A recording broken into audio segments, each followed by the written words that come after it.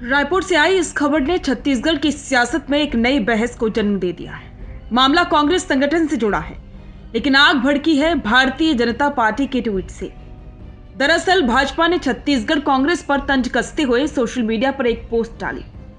Post में लिखा गया कि यदि छत्तीसगढ़ के जिला अध्यक्षों की नियुक्ति राहुल गांधी करेंगे तो फिर प्रदेश प्रभारी सचिन पायलट और पीसीसी चीफ दीपक बैज की क्या जरूरत है। भाजपा ने सवाल खड़ा किया, क्या इन दोनों नेताओं में आत्मसम्मान नाम की कोई चीज बची है या नहीं। भाजपा का यह हमला केवल बयान नहीं था, ये उस बड़े राजनीतिक संदेश का हिस्सा था जिसमें कांग्रेस की संगठनात्मक स्वायत्तता पर सीधा सवाल उठाया गया। बीजेपी ने कहा कि अगर सब फैसले राहुल गांधी ही लेंगे तो प्रदेश संगठन और उसके जिम्मेदार पदाधिकारी महज मोहरा बनकर रह जाएंगे। बीजेपी के इस हमले के बाद कांग्रेस खेमे में भी जवाबी सुर सुनाई दिए।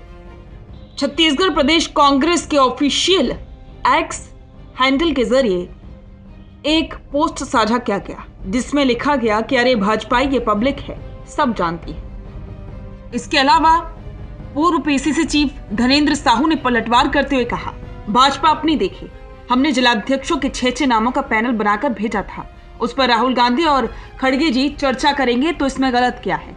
धनेंद्र साहू ने तीखा जवाब देते हुए कहा, भाजपा को हमारी चिंता करने की जरूरत नहीं, वो अपने घर की चिंता करे।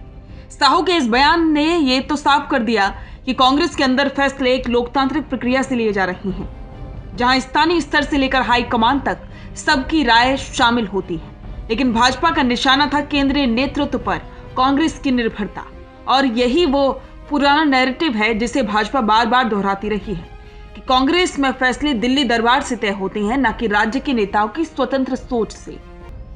अब सवाल यह है कि भाजपा ने अचानक ये मुद्दा क्यों उठाया।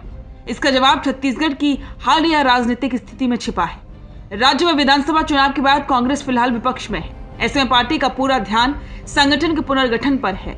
हर जिले में नए अध्यक्षों की नियुक्ति, ब्लॉक स्तर पर समितियों का पुनर्गठन, ये सब कांग्रेस के पुनर्जीवन अभियान का हिस्सा है। बीजेपी को लगता है कि अगर कांग्रेस अपनी जमीन टीम को मजबूत कर लेती है तो 2028 के विधानसभा चुनावों में मुकाबला फिर से कठिन हो सकता है।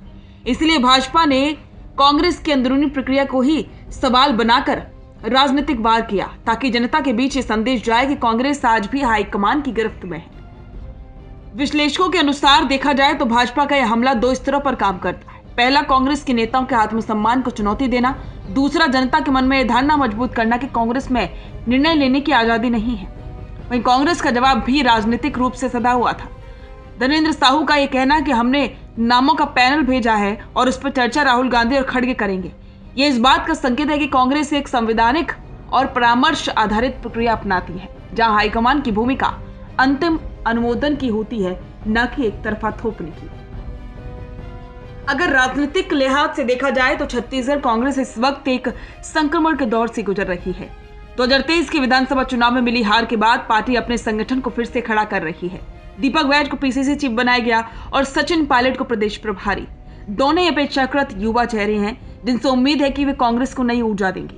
भाजपा जानती है कि दीपक बैज और सचिन पायलट दोनों की छवि क्लीन और एनर्जेटिक नेताओं की है, इसलिए उन्हें निशाने पर लेना केवल आलोचना नहीं बल्कि उनके राजनीतिक प्रभाव को कमजोर करने की एक कोशिश भी कही जा सकती है। अब अगर इस विवाद के राजनीतिक अर्थ निकाले जाएं तो इसमें 2 संदेश छिपे हैं। पहला, भाजपा कांग्रेस की संगठनात्मक कमजोरियों को उजागर करना चाहती है ताकि जनता के बीच हाईकमान बनाम प्रदेश का मुद्दा जिंदा रखा जा सके। दूसरा, कांग्रेस के अंदरूनी लोकतंत्र का बचाव कर रही है और ये दिखाना चाहती है कि हम सबकी राय से चलने वाली पार्टी है। धनेंद्र साहू का बयान इसलिए महत्वपूर्ण है क्योंकि उन्होंने सीधे शब्दों में कहा, हमने पैनल भेजा है, अब चर्चा करना नेतृत्व का अधिकार है। यानी कि कांग्रेस ने साफ कर दिया है कि हाईकमान का हस्तक्षेप कोई थोपना नहीं बल्कि प्रक्रिया का हिस्सा है। राजनीतिक विश्लेषक मानते हैं कि छत्तीसगढ़ में कांग्रेस का असली इम्तिहान आने वाले महीनों में होगा, जब नए जिलाध्यक्ष नियुक्त किए जाएंगे और ये देखा जाएगा कि किस गुट की बात सुनी जाती है, पुराने अनुभवी नेताओं की या फिर युवा और नए चेहरों की।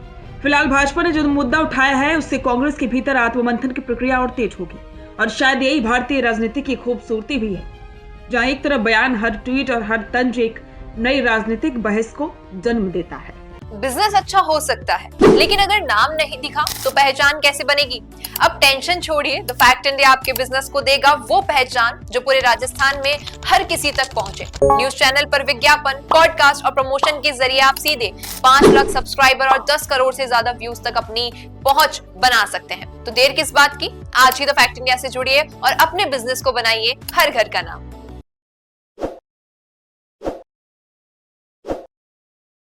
ताज़ा खबरों के लिए विजिट करें द फैक्ट इंडिया की वेबसाइट और डाउनलोड करें द फैक्ट इंडिया ऐप।